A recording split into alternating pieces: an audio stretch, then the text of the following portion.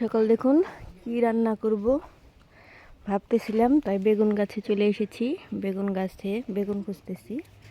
এই দেখুন গাছে বেগুন দেখা যাচ্ছে, এখানে একটা ছোট একটা বড়। তাই এই যে বড়টা ছিঁড়ে নিলাম। এখন হচ্ছে আরও বেগুন খুঁজি, দেখি আরও কয়েকটা বেগুন হলেই মাছ দিয়ে রান্না করা যাবে। এই দেখুন আমরা কত সুন্দর মরিচের চারা লাগিয়েছি।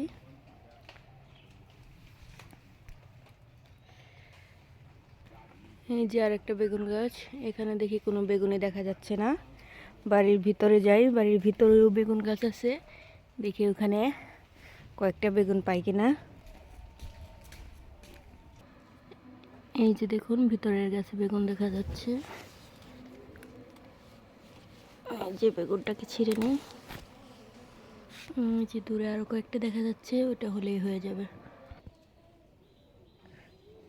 এই যে এই 3টা বেগুনি গাছ থেকে ছিঁড়ে নিয়েছি। এই 3টা বেগুন দিয়ে আলু দিয়ে আর মাছ বের করেছি ফ্রিজ থেকে। আলু, বেগুন আর মাছের ঝোল করব।